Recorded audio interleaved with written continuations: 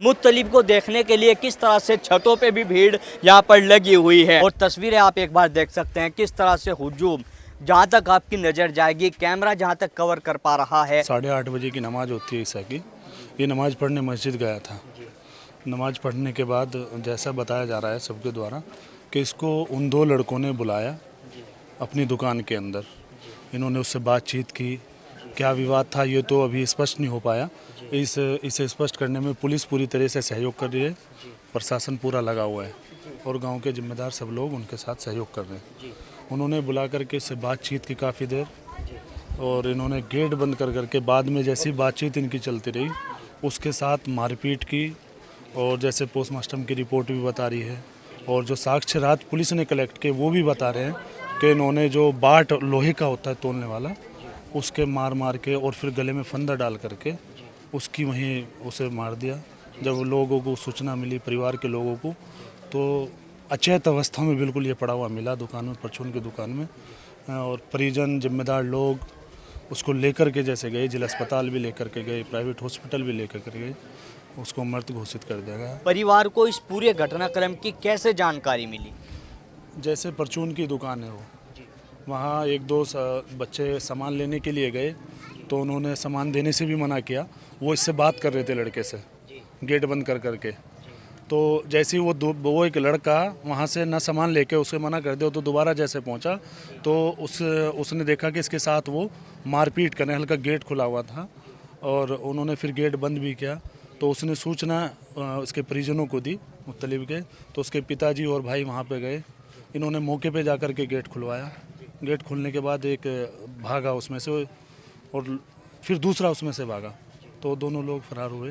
तो इसलिए इस चीज़ का पता चला। और पीएम रिपोर्ट में भी हमारे मेंबर साहब भी हैं, सब वहीं थे।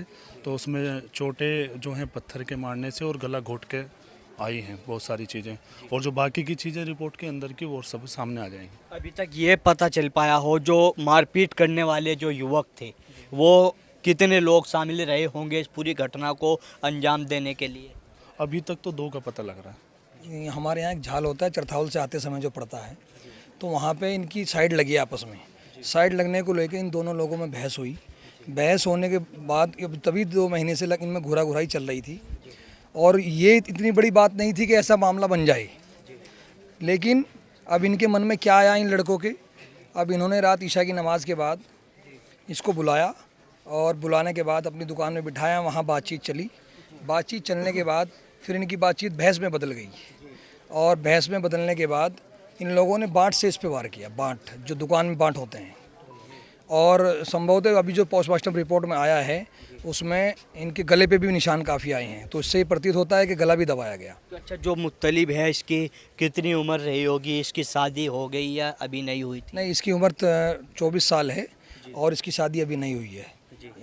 और जो मारपीट करने वाले युवक हैं उनकी कितनी उम्र रही होगी? मारपीट करने वाला एक तो 20-21 साल उम्र है और एक की संभवतः 29-30 साल उम्र है। किस तरह से देखते हैं गांव के लोग इस पूरे घटनाक्रम को, जिस तरह से युवक आपस में जरा सी बात पर ये इस तरह का रूप, इसमें यहाँ पे हत्या तक नौबत पहुँच गई? नहीं, ये बहुत गलत हुआ और उससे बहुत ही निर्मम हत्या हुई है, बहुत ही गलत हुआ है।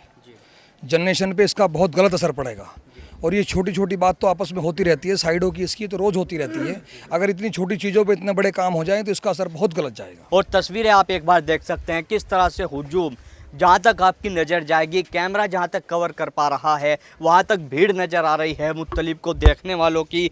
और जिस तरह से एक युवक 24 साल मात्र इसकी उम्र रही है, अभी ज़िंदगी की शुरुआत करने का समय चल रहा था, लेकिन इस तरह से जीवन लीला जो है मुत्तलिब की समाप्त हो गई है। पुलिस की अगर बात की जाए, घटना स्थल पर जिले के आला अधिकारी रात यहां पर पहुंच गए थे और हर चीज़ की, हर पहलू की एक एक बारीकी से जांच की जा रही है। पीएम रिपोर्ट की अगर बात की जाए तो मुत्तलिब की जो डेड बॉडी पर निशान प्राप्त हो पाए हैं, अभी जिस तरह से गाँव के जिम्मेदार लोगों ने यहाँ पर जानकारी दी है कि उसकी जो बॉडी पर निशान मिले हैं वो जो लोहे का बट्टा होता है उससे मारपीट उसके साथ की गई, उसके निशान हैं। और जो गर्दन पे निशान उसके हैं, फांसी लगाने के निशान भी पीएम रिपोर्ट में अभी जो गांव के लोगों ने बताया वो यहाँ पे देखने को मिले हैं। तस्वीर एक बार आप देख सकते हैं किस तरह से पूरे गांव में गम का माहौल है। मैं अपने सहयोगी साथी से चाहूँगा छतों की तस्वीर दिखाए, मुत्तलिब को देखने के लिए किस तरह से छतों पे भी भीड़ यहाँ पर लगी हुई है।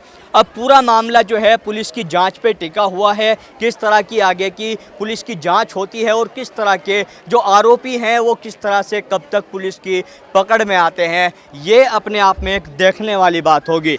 हम कोशिश करेंगे कि आपको भी मुत्तलिब की जो है तस्वीर दिखाने की कोशिश की जाए।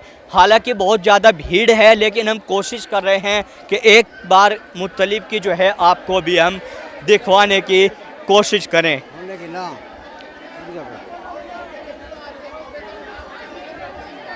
मुत्तलिब को देखने के लिए गांव के लोगों की जिस तरह से यहाँ पर भीड़ है और एक झलक उसकी देखने के लिए लोग यहाँ पर इकट्ठा हुए हैं। अंतिम प्रक्रिया की तैयारी कुल्हेड़ी के अंदर अब मुत्तलिब की चल रही है।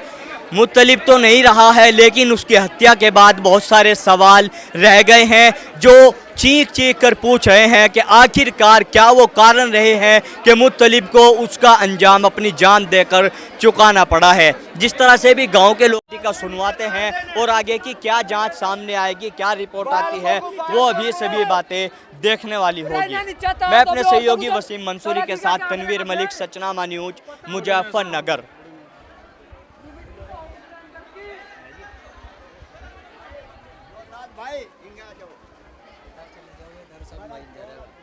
भाई उसके परिवार से बात कर लो, कोई परिवार का एक आदमी हो, कोई भी ताऊ चाचा भाई कोई।